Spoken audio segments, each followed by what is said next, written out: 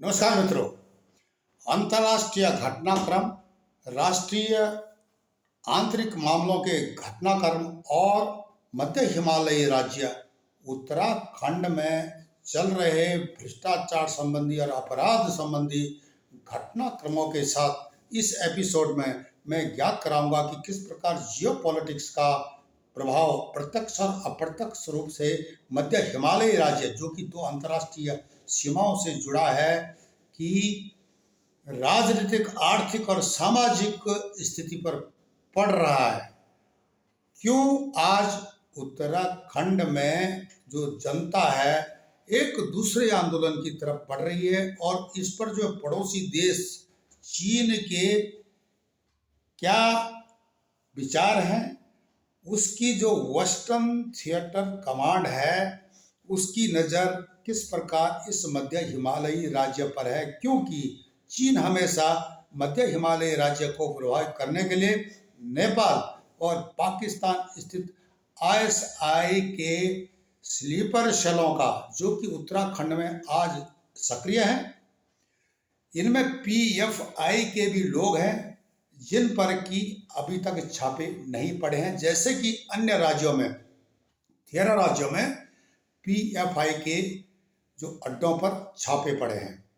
जरूर हमारी जो सुरक्षा एजेंसियां हैं, गुप्तचर एजेंसियां हैं, उनको यह पता है कि उत्तराखंड में स्लीपर सेल हैं, कहाँ कहाँ चल रहे हैं और उनकी एक्टिविटीज क्या क्या हैं, उन पर जरूर नजर है। लेकिन इस जियोपॉलिटिक्स घटनाक्रम में किस प्रकार से सरकारों पर और केंद्र में जो भारत की एक सक्षम सरकार है, सक्षम नेतृत्व है, उसको कमजोर करने के लिए यह बाहरी तत्व और अंदरूनी तत्व, जिनको कि स्लीपर सेल इत्यादि बोलते हैं, उनके रूप अलग अलग है। वो एक ऑर्गेनाइजेशन, पॉलिटिकल पार्टीज इत्यादि को डेवलप करने के लिए काम करते हैं और किस प्रकार करते हैं पर समीक्षा करने से पूर्व मैं आपसे अनुरोध करूंगा कि आप हमारे चैनल ई गेट्सन को लाइक करें, सब्सक्राइब करें, कमेंट्स करें और शेयर करें। मित्रों, मैं हूं मदन मोहन डोंडिया।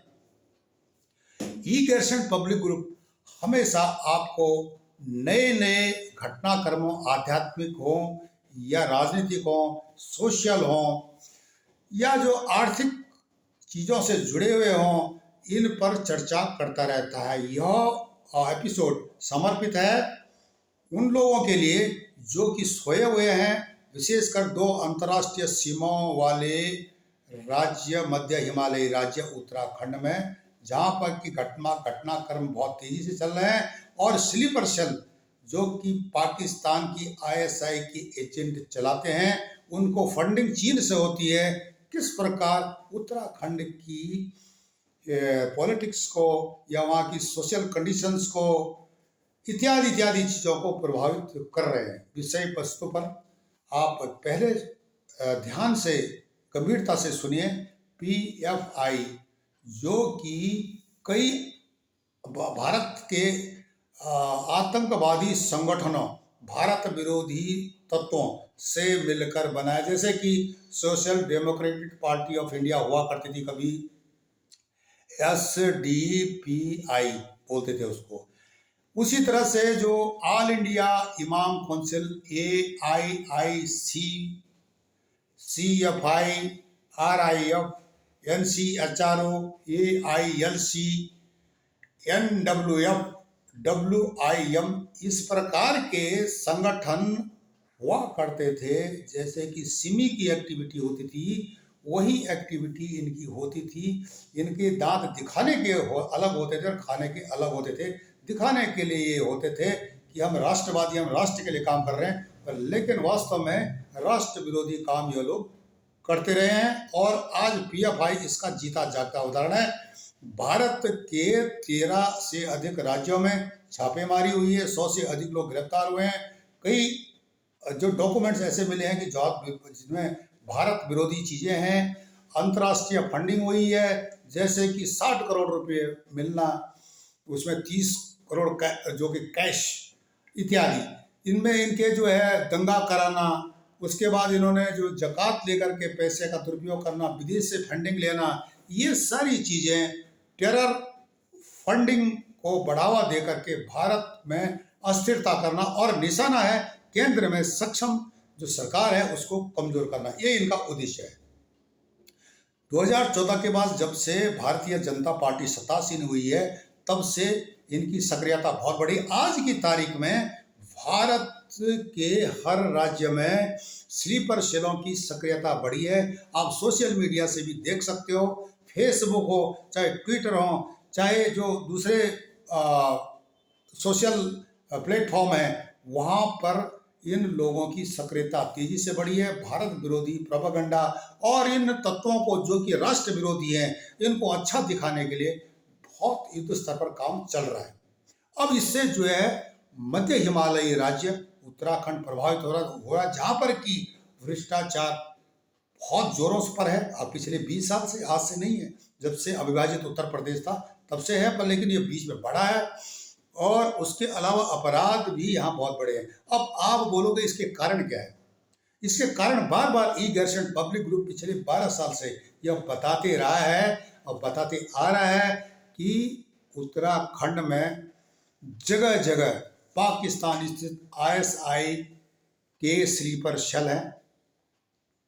वे इस हालत में रहते हैं, जो उनके एजेंट हैं, कि उनको आप पकड़ नहीं सकते हो, बहुत गरीबी हालत में रहते हैं।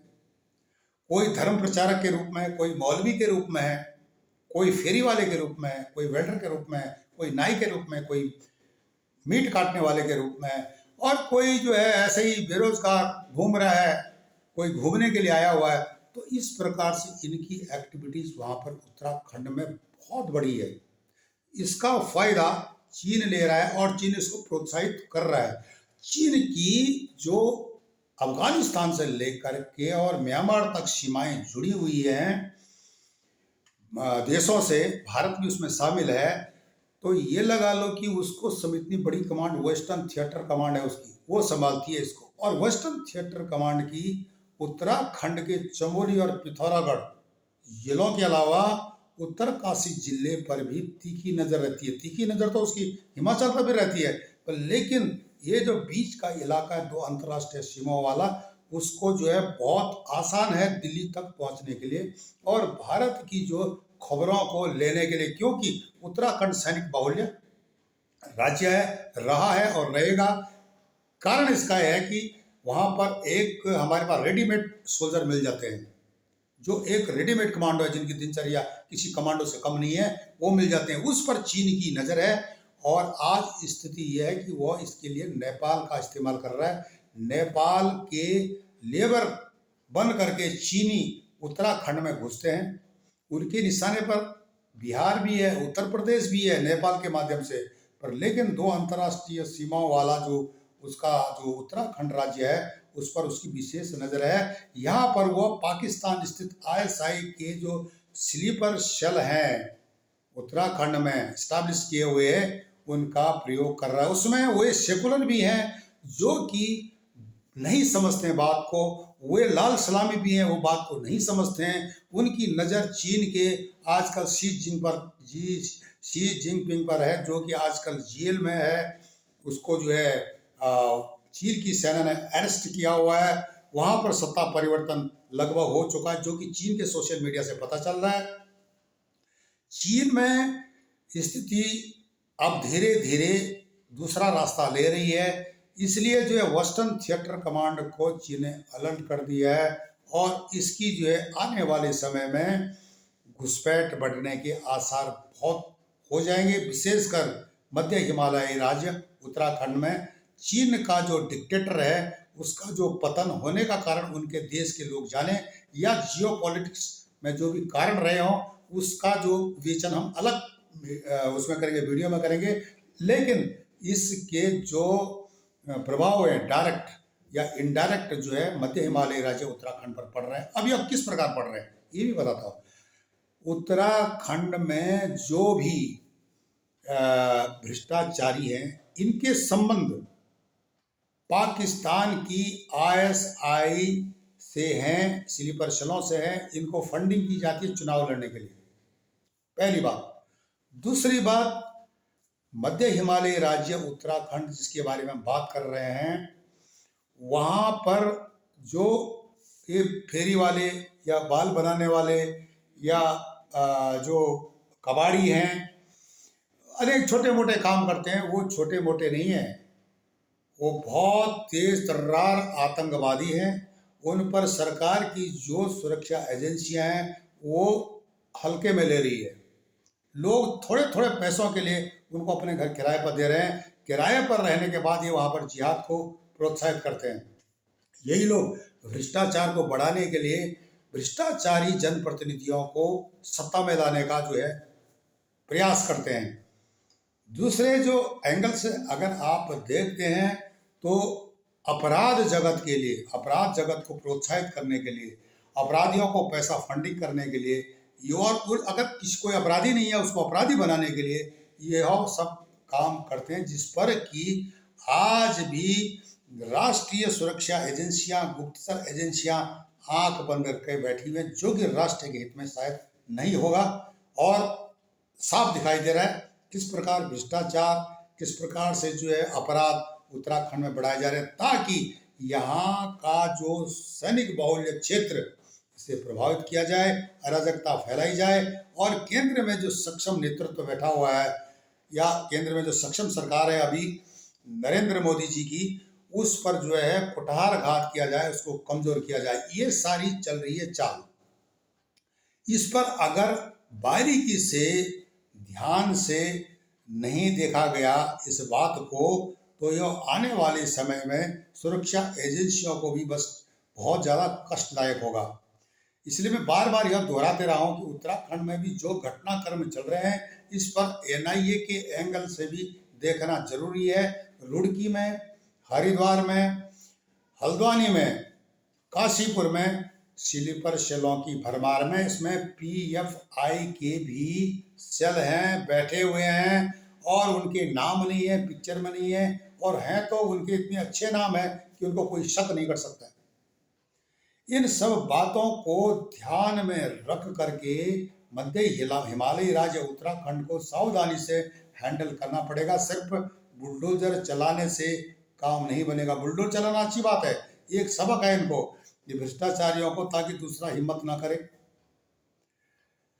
उसके अलावा जो अपराधी हैं, वो उन पर भी जो बुलडोजर चलना या भ्रष्टाचारियों पर बुलडोजर चलना बहुत अच्छी बात है, इसकी सराहना करनी चाहिए। यह कल्चर जो है योगी आदित्यनाथ जो उत्तर प्रदेश के मुख्यमंत्री है उनकी देन है, और इसको सारे उत्तराखंड के लोग एक्सेप्ट कर रहे हैं, अच्छा मान रहे हैं। लेकिन इस विषय पर कोई ध्यान नहीं दे रहा है कि किस प्रकार से अपराधियों को और जो भ्रष्ट नेताओं को फंडिंग हो रही है, इनके सोर्स क्या है। पीएफआई के जो जिन इलाकों में मैंने बताया, जैसे कि रुड़की में बहुत अच्छी संख्या 38% जो है बांग्लादेशी रोहिंग्या भर चुके हैं, 35% हरिद्वार में है, 28% देहरादून में है, और लगभग 25% जो है हल्द्वानी में, काठ गोदाम में, काशीपुर के इलाकों में भरे पड़े हैं। और ये भारत के मुसलमान नहीं है, इनमें रोहिंग्या को कुछ को जम्मू एंड कश्मीर से एडजस्ट कर दिया गया है, और कुछ को जो बांग्लादेश से आए हुए जो बंगाल में थे उन वहाँ से लेकर के इनको यहाँ एडजस्ट कर दिया गया। ये भर गए हैं, और इनकी भीड़ है कि उत्तराखंड की पुलिस, उत्तराखंड के जो नेता हैं, छुटभैया नेता, माफिया हैं, इन पर इनको नज़रअंदाज कर रहे हैं, जो कि राष्ट्र की सुरक्षा के लिए आने वाले समय में बहुत खतरनाक बात होने वाली है। इन पर जो है एक विशेष सुरक्षा दस्ता बना करके इनकी छानबीन करनी आने वाले समय में बहुत ज़रूरी हो जाएगी, और इनको भगाना भी ज़रूरी हो जाएगा। इनकी जो है इंक्वायरी जिस प्रकार हो रही है कि वो सेटिस्फाइड नहीं करती है किसी भी एंगल से, जैसे इनके आधार कार्ड इत्यादि चेक किया जाता है, आधार कार्ड आजकल नकली बन रहे हैं। तो ये सारे, जैसे कि उत्तराखंड में पिछवाड़े से जो है दरवाजे से भर्तियां हो जाती हैं, अपराध हो जाते हैं, नेताओं के बच्चे अपराध कर देते हैं, और आज उत्तराखंड की सरकार इच्छा शक्ति तो है पर लेकिन मजबूर है इन पर एक्शन लेने के लिए। अगर ये इन पर एक्शन नहीं लेते हैं तो सरकार पर जनता एक्शन ले लेगी, और सरकार पर जब जनता एक्शन लेगी तो केंद्र में बैठी हुई एक सक्षम सरकार, जो कि एक सक्षम नेतृत्व है, उसको लोग कमजोर करना नहीं चाहते हैं। अन्यथा जो सत्ता में उत्तराखंड के जो भी जनप्रतिनिधि आए हैं वो माननीय नरेंद्र मोदी जी के ही नाम पर आए हैं।